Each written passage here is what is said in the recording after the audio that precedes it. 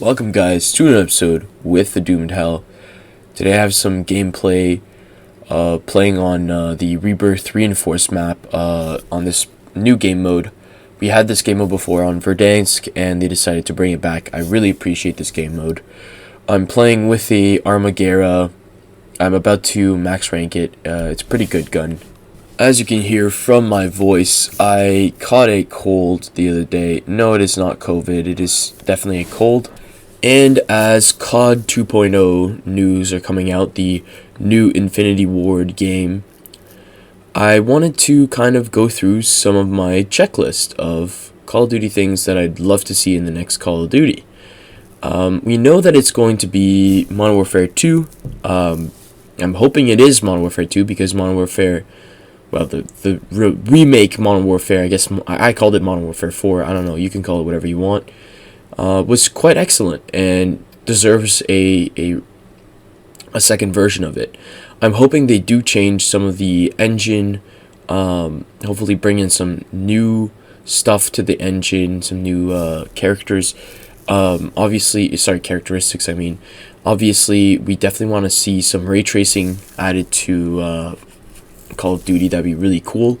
But I also want to see some better graphical modulation, allowing for multiple graphics cards. That was a big thing that I was really mad about with when I started playing Modern Warfare and Warzone. So today I wanted to go through some of the things that I feel as though Modern Warfare 2 should do, or at least what direction it should go in. And I think we should go back to Ghost. Ghost is probably one of my favorite Call of Duties that is kind of like, frowned upon. It is 1,000% better than the last 5 Call of Duties we've had, except for Modern Warfare. It had excellent maps compared to the new Call of Duties we have. Just much better themes that are actually fun. Even Modern Warfare 4 sometimes felt bland for some of its maps, and that's why it kind of had to bring in new free maps that were a bit more fun. Although some of the layouts were actually pretty cool, Ghost just did a better job at the maps. And yeah, there are some problems with Ghost. For one, it was extremely camp oriented. You really had to camp if you wanted your UAVs to keep, their validity. You had to really camp beside your UAVs, and that was really shitty. But the game had a lot of character versus some of its predecessors, and I will say that it was probably one of the best, most polished Call of Duty games that they have ever made. Advanced Warfare kind of went in those footsteps, but it just didn't have the kind of style and attitude that Ghost had. And Ghost's attitude was to take the Infinity Ward engine, IW5 or IW4, and to turn it up to 99 with the optimization and what they can show on the screen. And Advanced Warfare kind of took the recipe and tried to add some extra features, but along the way they kind of pushed the engine too far. Ghost didn't push it that far, and it tried to keep the optimization pretty high. That's why I can play Call of Duty Ghost at 4K with no problems whatsoever. Versus Black Ops 2, Black Ops 3, or Advanced Warfare, these games, they do have a lot of weird physics glitch that will just randomly happen in the game. And it was just really well optimized on every platform that it came out on. And I think this is something that we should take in consideration for Modern Warfare 2. Although the new Modern Warfare, or whatever, Modern Warfare Remake, had a lot of good optimization, one big problem it had was it had a minimal level of graphical optimization, and it was much higher than what most graphics card owners can expect. So people with GT 1030s, GTX 1050 Ti's were really angry at the amount of gameplay they could get that was smooth. And in Warzone, it's even worse. Warzone is extremely poorly optimized. And so this is one thing that they definitely have to work with. That you can make a very pretty game that is able to that is well optimized and looks great on higher end PCs. It's just a question of how you want to do it. And I think the new Infinity Ward engine can do it. It's just a question of how to optimize it. And I'm not really going to go into detail how to do it, because to be honest, I haven't really studied the engine all that well. Let's get into gameplay. So what kind of gameplay do we expect? Well, I do think that the Modern Warfare Remake gameplay was excellent. It brought in a lot of things that I felt that Call of Duty was missing from its polishedness in terms of when you're playing. A lot of the satisfaction of playing Call of Duty is looking at your gunplay. And the gunplay in previous Call of Duties were pretty good, but it kept a recipe that was pushed too far when Treyarch tried to replicate it with their video games. So if you look at like Black Ops 1, Black Ops 2, Black Ops 3, those games really took a cartoonish approach of how Infinity Ward were trying to integrate their gunplay. Infinity Ward really was trying to make the gunplay look realistic in the fact that they had limitations on their engine and what they can do with it, especially that it was based off of the Quake engine, and you couldn't really put all that many actions in each character, meant that they were kind of limited with what they can do with it. And to be fair, Ghost did a really good job of having a lot of gun interactions, a lot of gun play that allowed for almost realistic, like photorealistic gun actions, and that was really good. The new Infinity Ward engine allows for a lot more actions, and Infinity Ward, in my opinion, is the only company that was able to figure out how to do it properly. The guns look extremely realistic. Some of the actions look a little dated already. Actions like when you're running, your gun kind of bobbles backwards and forwards, and that's pretty much it. I don't think that's super realistic, but I really like the direction they were going, and Treyarch and Sledgehammer completely disregarded this, and you can tell they don't know how to run the actions all that well, as they kind of bob more and they kind of, gist and joust around, kind of like how Battlefield does it, not really like how action Call of Duty games do it. Action Call of Duty, they have semi-realistic reload animations. The bobbing is at a level that is somewhat minimal, but it has a lot of like jitterness to it, kind of how we interact with guns in real life. And I really like that. I really appreciated that. If they really have to change anything from the gunplay from Modern Warfare Remake, I would probably re-add dolphin diving. That's a big mechanic that was in the previous Call of Duties, and we don't really have this in this Call of Duty. We completely removed it with slide, and yes, sliding is much easier than dolphin diving for PC players, but I did really miss the dolphin diving days. In addition to this, I believe that the scoping mechanism in Call of Duty is getting a little dated. I do think that we should have multiple views of scoping in the game. So instead of having just one kind of look of the scoping, we should potentially have like side scoping, where the gun is kind of tilted on the side, kind of a blurry scope, and maybe other kinds of scoping in certain angles and regions of the gun. And the reason why I think it would be pretty cool is that it seems as though the current game is a race of who can scope in first, and giving kind of this blurriness or a bit more subtlety to how you scope, it might actually make it so that people don't scope as much, and maybe they try to hip fire or use the gun in a special way. And I think that'd be really cool for the game, make it a little bit more competitive just by adding a little thing. And obviously, would definitely help with the authenticity and the aesthetic of the game.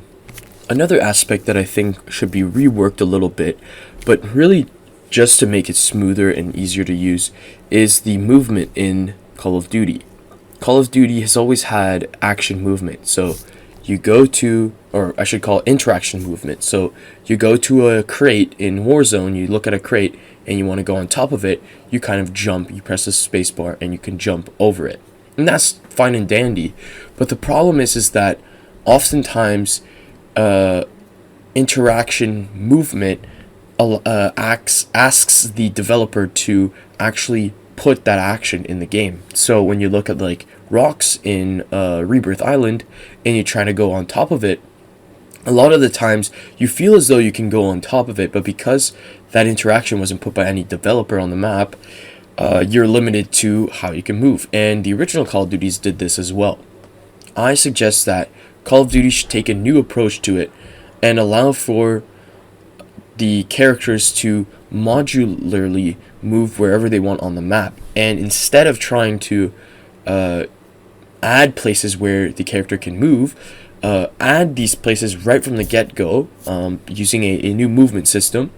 And if you don't want the characters to go into potentially like map limits, or maybe these places where it might be too advantageous, potentially just put to block them off in some way, maybe in a aesthetic way, or simply just hard code it in the game. And I think this would be really, really cool to see, because it might smoothen out how we play the game. A lot of times I try to go down a hole in Warzone to not get shot from a sniper in the distance. Just try to go in the hole, maybe I'm on a tower or something like that, and I can't go in the hole because my character doesn't know how to interact with it.